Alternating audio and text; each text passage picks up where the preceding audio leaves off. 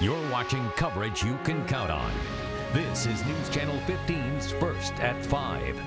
Good evening. As you know, flooding has been a problem all week for many counties in our area. So far, 3 counties have filed disaster declarations: Adams, Wabash, and Wells counties. Water levels there are really high, but they are staying steady as of right now. Governor Mike Pence is in our part of the state tonight, touring 3 counties impacted by the flooding. He already visited Adams and Wells counties. He is currently in Huntington County, and that's where we find News Channel 15's Randy Spieth. He is kicking off our team coverage live from Roush Lake. Randy. Hey, good evening, Heather. Governor Pence is entering his 3rd hour of his tour here in this corner of the state, assessing flood damage and seeing just how much damage the water has caused. It's brought him here to Roush Lake. You can see over my left shoulder that is some flooding. That water really isn't normally there here at Roush Lake in Huntington County. This is his 3rd leg of his tour today. It started at 2:30 east of here in Adams County. That's where the governor was meeting with people in Decatur, talking to business owners as well as city and county officials. There is some good news here to report. Floodwater along the St. Mary's River has gone back a little bit, a few feet we're told. The blue line here shows how high it once was earlier this week, but the area is still not in the clear yet. We know that more rain is still expected throughout this weekend. The governor says he understands what this area is facing. This has provided some real challenges for this community. The state's going to continue to provide the resources to respond to the water levels that have impacted Decatur and other communities, and going forward, we'll look forward to making sure that the state is a part of the recovery efforts as well. Now, the governor's here at Roush Lake checking out the dam and seeing just how bad the flooding is around here in this part of the county. His 2nd stop today was over in Wells County. We'll have more reaction from that tonight at 6 o'clock. Reporting live from Huntington County, Randy Spieth, News Channel 15. High water is forcing several organizations to reschedule events and find new locations. News Channel 15's Holly Campbell is live at Foster Park tonight with the latest. Holly? Heather, you can just see the tops of the baseball fences here behind me at Foster Park, forcing organizers to find a new place to play. But baseball isn't the only activity affected.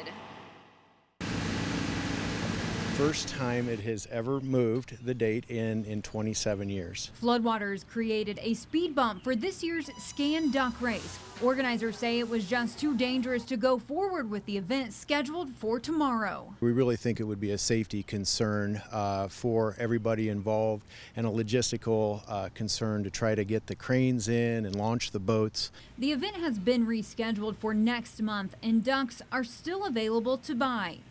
But the duck race isn't the only event impacted by the high water.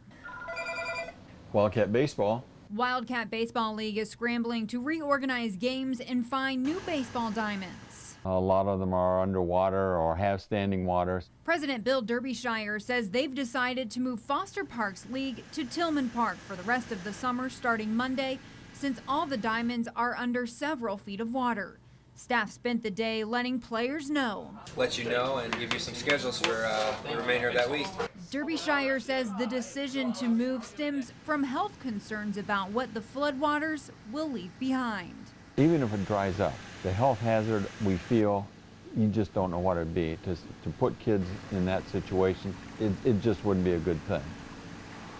The Scan Duck Race has been rescheduled for July 25th at Johnny Appleseed Park. Again, you can still buy ducks until July 23rd. The Wine on the Wetlands event has also been rescheduled for August 14th, and that's at Eagle Marsh. Live at Foster Park, Holly Campbell, News Channel 15. As the water levels continue to rise, so does the number of people lending a helping hand. The city says it's put more than 300 volunteers to work this week. News Channel 15's Sarah Wagner talked to several of them today. She continues her coverage from Studio 15. The rain may be holding off for now, but it's not stopping the support from pouring in. We were there as dozens of volunteers filled sandbags this morning at the City Street Department. The city says volunteers have come from all over the area to help.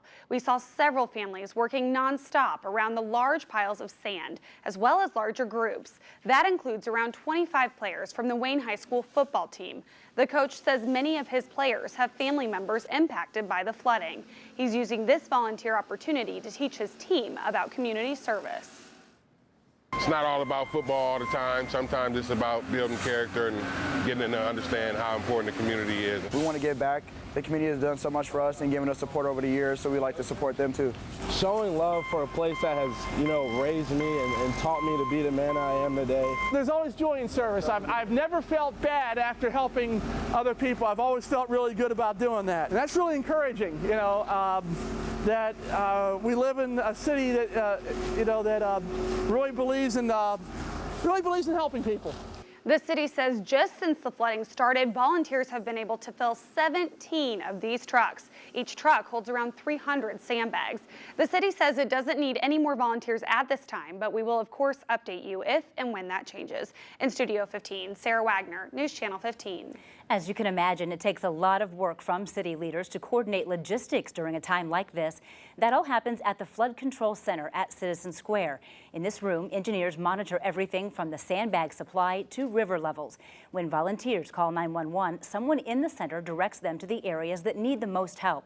The city plans to keep the center running throughout the weekend and next week. The floodwaters have raised environmental concerns as well. Leaders at the Little River Wetlands Project are keeping a lookout for Asian carp to make sure the invasive fish don't make it into that area. News Channel 15's Adam Widener wraps up our team coverage from Eagle Marsh. Eagle Marsh here on the city's southwest side is flooded with about 3 feet of water. If Asian carp cross through here and make it to the Great Lakes, they could destroy a multi-billion-dollar fishing industry. But that won't happen unless the water gets much higher. I hiked through the marsh today with a leader here. We walked in a berm that separates 2 water basins. So far, Asian carp aren't close to Eagle Marsh, but if they swim up the Little River in Huntington, the berm will block them from crossing over into the St. Mary's and eventually Lake Erie.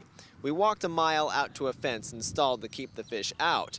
Waters still have to rise 7 more feet before the carp could pass through. Carp are more likely, if they are to cross over the berm, to be on the other side, so on the Mississippi side of that fence.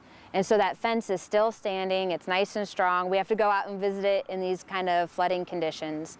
So we have crews that are going back and checking on the fence every day.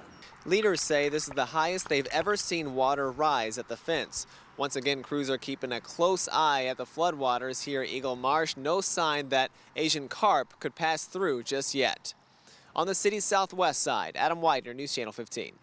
It was a mostly dry day today with just a few showers in the area. Unfortunately, though, more rain is coming. Chief Meteorologist Nicholas Ferreri is here to tell us all about the timing of it for the weekend. Yeah, what a day. We were doing so well till we got into afternoon and that pocket of rain moved through. The good news is it was generally light in intensity. Now as we head into the evening and our weekend plans get underway, there is some good news. This rain has moved out for now, but over the weekend, on and off rain showers and thunderstorms expected again.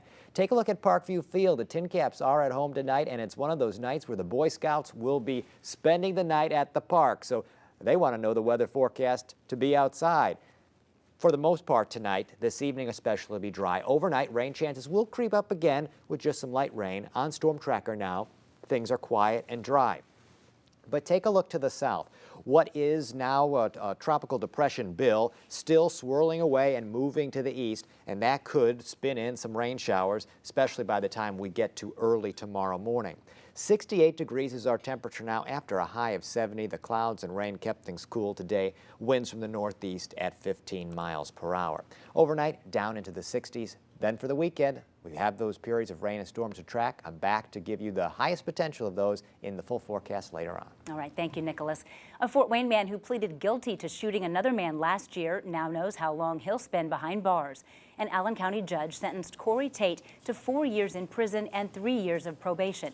Tate admitted to shooting Kemarcus Williams at the Chapel Oaks apartment complex in September. As part of a plea agreement, Tate pleaded guilty to aggravated battery, and the attempted murder charge was dropped. South Carolina's governor wants prosecutors to seek the death penalty for Dylan Roof, the man accused of killing 9 people inside a Charleston church Wednesday night. Roof is charged with 9 counts of murder and possession of a weapon. Law enforcement officials have told CBS that the 21-year-old made incriminating statements when he was arrested. Investigators are still trying to determine if the shooting should be prosecuted as a hate crime. That Charleston church is an African Methodist Episcopal church. Members of the AME Indiana North District are currently in Fort Wayne for a Sunday school education conference at IPFW. It was planned before the shootings, but the agenda's been changed. A senior AME church leader, Reverend Ann Henning Byfield, knew the pastor and assistant pastor in Charleston. I'm praying for Dylan Roof that the full extent of the law and punishment will be given against him. I'm praying for his soul, but we can love and love with justice. The bishop of the North Indiana AME district is in Charleston now to show support. Wells County prosecutors have filed charges against the man accused of stabbing a 76-year-old woman Tuesday night. Nestor Hernandez Rodriguez was officially charged with attempted murder just a few hours ago in the Wells County courthouse. Bluffton police say he stabbed Janice Barr in her neck and arms. Barr is the grandmother of his estranged wife. She was taken to a local hospital in critical condition, but was able to tell them who did it. Police found him a short time later. He was flown to a Fort Wayne hospital after he slit his own throat.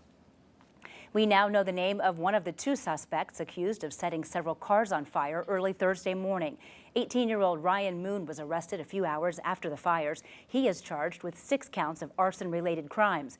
Police say surveillance video shows Moon and a juvenile setting the Richards Bakery delivery van on fire. As many as 5 other vehicles were burned in that area. Police have not released the name of the juvenile. Well, the 18th annual Rib Fest is underway at Headwaters Park. News Channel 15's Alyssa Ivanson is there now. Yeah, the crowds are really starting to come in for dinner. And up next, we're going to introduce you to a new vendor this year. They're from Columbia City.